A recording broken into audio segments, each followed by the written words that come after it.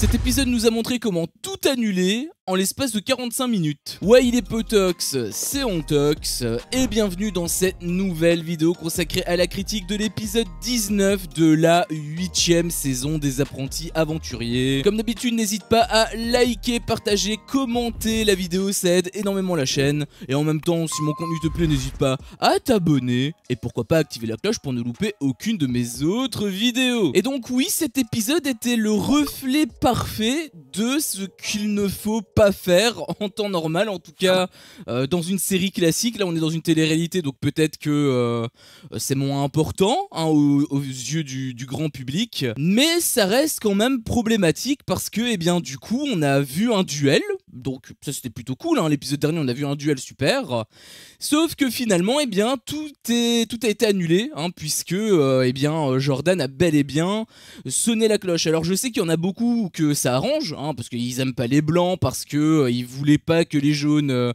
partent, ils aiment pas les gris non plus, donc quelque part ça contre leur stratégie. Tous ces arguments là je peux les entendre, parce que quelque part je suis un peu d'accord avec ça, enfin à un degré quand même beaucoup moins élevé, mais je suis quand même globalement d'accord avec ça, sauf qu'il y a un tout petit problème, c'est qu'on s'est mangé un duel de 20 minutes littéralement pour rien. Et ça c'est un énorme souci, parce que autant on peut avoir des abandons, etc. et du coup niquer quelque part les duels, et donc bah, dans ce cas-là je serais pas content, parce que bah du coup on a un duel en moins, donc forcément que je suis pas content, mais je préfère quand même un duel en moins qu'un duel qui sert à rien, parce que du coup avec un duel qui sert à rien c'est exactement la même chose que si on n'avait pas de duel, sauf qu'en fait on perd notre temps. Le principe d'un duel c'est quoi? C'est de regarder qui va être éliminé, hein, c'est de voir un affrontement pour savoir qui va réussir à sauver et qui va réussir à... Enfin, qui va malheureusement va devoir être éliminé. Ça, c'est le but d'un duel. Mais du coup, c'est quoi le but d'un duel si derrière, il y a un abandon et que du coup, il n'y a plus d'éliminés? Bah, c'est exactement là où je veux en venir, c'est que du coup, il n'y a plus d'intérêt. Donc, bah, moi, quelque part, ça me fait un peu chier parce que, bah, voilà, on a eu un truc... Bon, on s'est fait carotte, hein. Bon, pour moi, c'est exactement pareil que si on n'avait pas eu de duel, mais en pire. Donc, pour moi, on s'est clairement fait carotte par la prod. Je sais pas si c'était prémédité, je sais pas si les séquences là étaient en parallèle, si ça s'est déroulé bien après, mais dans tous les cas ils sont pas obligés de nous le montrer, dans tous les cas ils sont pas obligés de nous le montrer, ou alors au moins qu'ils espacent. Là le truc c'est que c'était dans le même épisode, on a eu le duel, et à la fin de l'épisode on a déjà vu le cliffhanger pour voir si Jordan allait sonner la cloche ou non, si c'est espacé de un ou deux épisodes, tu vois. Là je me dis bon, ok, au moins on pourrait douter sur l'état de Julie, sur le fait que Jonathan va peut-être revenir. Là le truc c'est que tout a été balancé en l'espace de 10 minutes en fait. Le temps qu'on termine le duel, eh bien en 10 minutes on a eu la réponse, enfin on a eu justement l'annulation de ce dernier. Enfin bref, on va quand même parler de l'épisode d'aujourd'hui, hein, donc oui, sonner la cloche, tout ça, ça fait chier. En plus, parce que si c'était que ça, je pourrais te dire bon, au moins on passe à autre chose et basta. Mais non, il faut pas oublier qu'on est avec Banijé, et du coup on a bien vu la séquence où il y a eu une dispute qui était une dispute de couple, mais tellement Osef, mais je pèse mes mots quand je dis Osef, hein, parce que c'était vraiment en mode ah oui mais j'ai niqué ton aventure. Mais non, mais ne t'inquiète pas, si je dis que j'ai niqué ton aventure, non mais je te dis quand même que c'est pas grave, c'était mon choix. Et en fait quelque part c'est une sorte de dispute un peu drôle, un peu cartoonesque on pourrait dire, sauf que là dans le contexte actuel ça m'a juste saoulé, parce que bon déjà j'étais pas content par rapport au fait qu'il ait sonné la cloche et qu'on ait été niqué du duel qu'on a eu, enfin en tout cas que ça a été annulé. Et en plus, on te laisse là-dessus pendant plusieurs minutes, avoir une Julie qui pleurait, etc., etc. Enfin, honnêtement, j'étais pas investi. J'étais juste zéro investi par rapport à eux, parce que bah, j'étais juste déjà dégoûté pour le duel.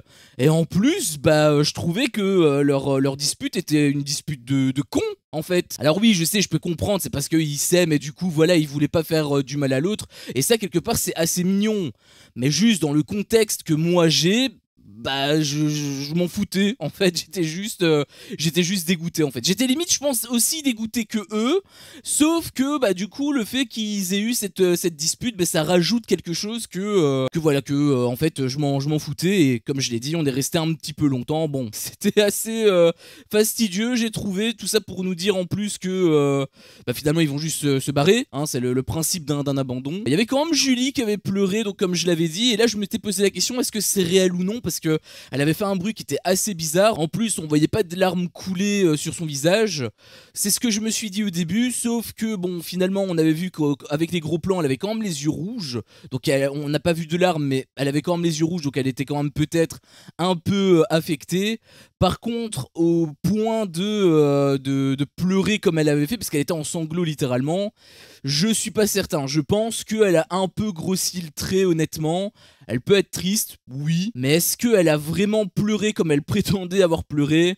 J'ai des doutes. Après aussi, pour contre-argumenter les larmes, c'était des plans qui étaient assez éloignés, c'était des plans larges. Donc forcément, sa tête, elle était ainsi. Enfin, pour vous, c'est ainsi. Forcément, s'il y a une toute petite larme, limite, c'est un pixel sur notre écran, forcément qu'on va pas le voir. Mais je doute quand même. Bon, les yeux rouges font que, voilà, peut-être que c'est vrai. Mais j'en suis pas certain et du coup bah est-ce que finalement l'abandon des blancs était prémédité, hein, je sais que je suis parano avec ça mais avec Banijé on peut s'attendre à tout. On a eu aussi une Maeva qui était complètement à côté de la plaque puisque bon déjà quand il y avait Laurent qui s'était pointé elle avait dit oh punaise il y a Laurent, bah oui puisqu'il y a eu un abandon donc c'est logique, enfin pourquoi elle avait réagi ainsi, c'était un peu, je trouvais que c'était un petit peu bizarre.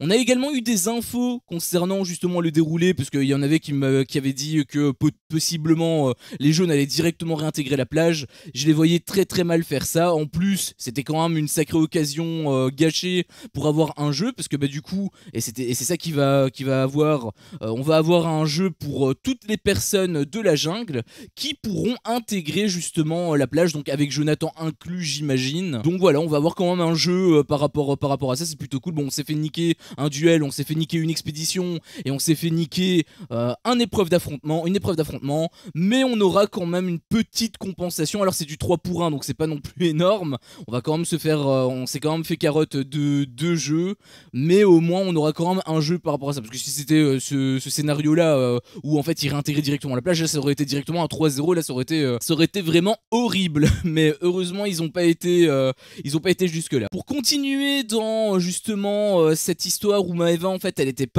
plutôt à côté de la plaque, bah en fait c'est sur l'intégralité de l'épisode, parce que bon elle disait déjà que les oranges étaient droits alors que on voyait que Delphine bah elle avait une stratégie qui cachait clairement ses intentions. Donc bon on voit qu'elle est vraiment pas j'ai l'impression qu'elle est pas dans le jeu en fait, c'est un peu bizarre. On voyait aussi JP qui voulait soutenir les bleus. Ah bah ça c'est drôle hein, puisque avant ils voulaient les jarter et maintenant ils veulent faire coalition pour rester, et bien évidemment c'est qu'une façade puisqu'ils avaient dit eux-mêmes si les roses intègrent la plage forcément ils vont changer de fusil d'épaule. Ça c'est logique. Heureusement que Rémi était quand même conscient par rapport à ça. Je trouve que Rémi est quand même assez lucide et assez, enfin clairvoyant plutôt, et plutôt intelligent en fait. Sauf que le problème c'est que son binôme, elle est un petit peu en mode les papillons, tout est rose, tout est beau, et du coup bah ils étaient pas du tout sur la même longueur d'onde, et c'est là où je disais qu'elle était encore plus à côté de la plaque, puisque eh bien elle croyait sincèrement avec les oranges, et bah du coup la trahison va être d'autant plus grande. D'ailleurs ils ont eu justement une petite discussion avec Rémi, et Rémi donnait ses arguments etc. Sauf que Maeva, j'ai l'impression elle sait pas discuter calmement, en tout cas avec lui. Avec Julie c'est autre chose quand même hein. Avec Julie elle a pas voulu envenimer les choses. Par contre avec Rémi c'est le festival, allez voilà que je l'engueule. J'ai l'impression que tout ce qu'elle ne fait pas à l'extérieur, enfin en public plutôt avec les oranges, les blancs etc, eh bien elle se défoule sur Rémi. En tout cas c'est l'impression que ça donne à l'image. Donc c'est très particulier, mais pour le coup je suis assez d'accord avec Rémi, et franchement bah je trouve que ça pue même un petit peu pour les bleus, parce qu'on avait vu justement que les roses avaient gagné très souvent les jeux, donc si c'est encore le cas, bah du coup Rémi il va juste retirer les blancs pour remettre les roses, donc c'est comme si c'est comme s'il avait plus le cancer mais il avait le sida quoi, donc c'est pas forcément mieux quoi. On a eu l'épicerie également qui avait ouvert, et autant au niveau de la plage qu'au niveau de la jungle, et c'est aussi un petit peu, alors là pour le coup c'est pas vraiment à côté de la plaque, mais je trouve qu'elle est pas super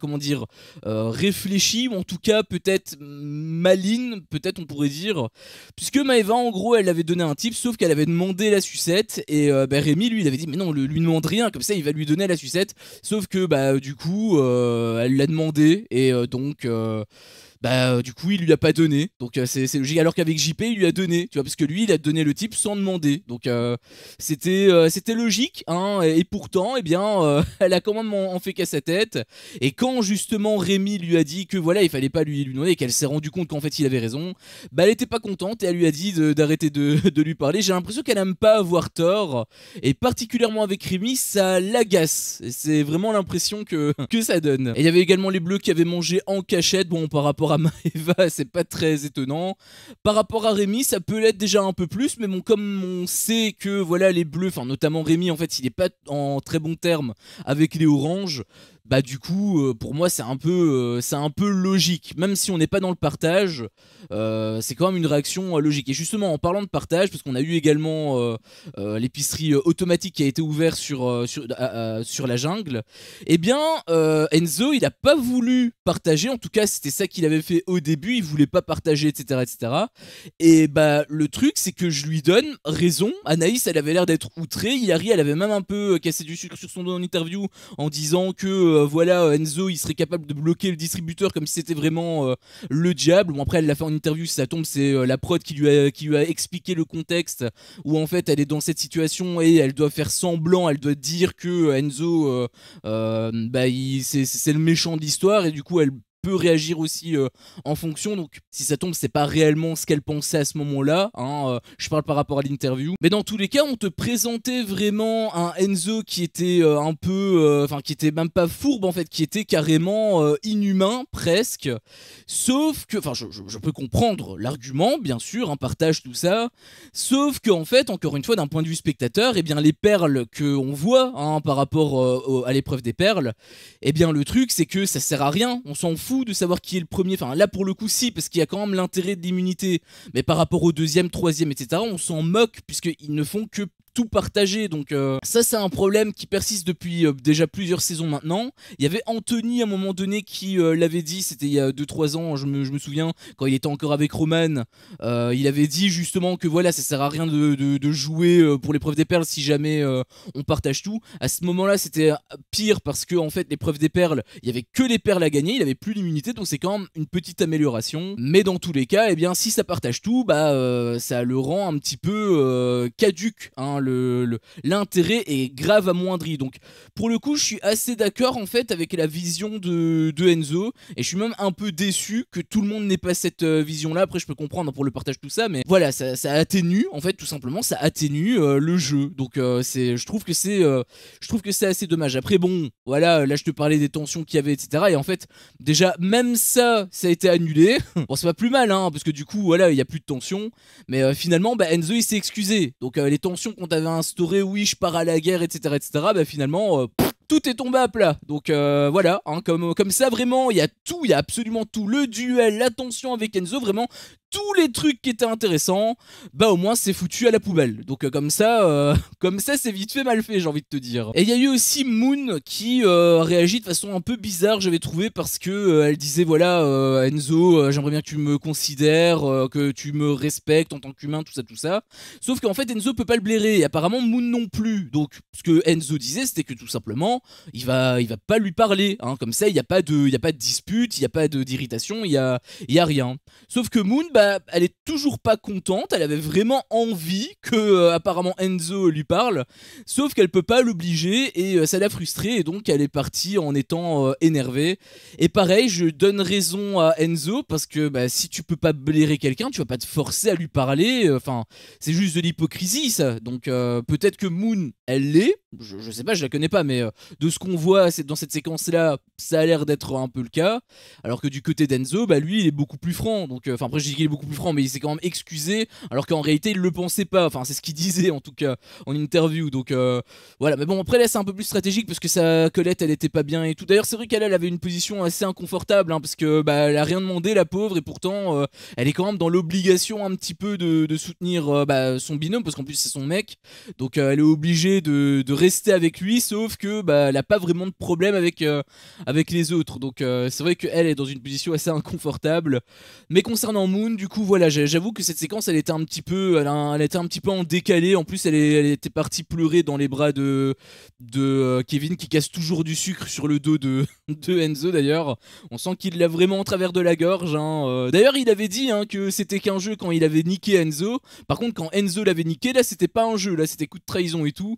Ça me fait encore une fois, hein, le syndrome du miroir, ça me fera toujours rire. Et donc finalement, bah, épisode assez pourri, hein, puisque bah, tout a été annulé, et en plus bah, on n'a même pas de cliffhanger, enfin on a vraiment rien, tout est tombé à plat et il s'est plus rien passé. Donc je sais pas trop ce qu'on va avoir demain. J'imagine qu'on va avoir le retour de Jonathan plus le jeu là pour aller sur la plage. Peut-être, j'imagine que ce serait ça, en tout cas je l'espère.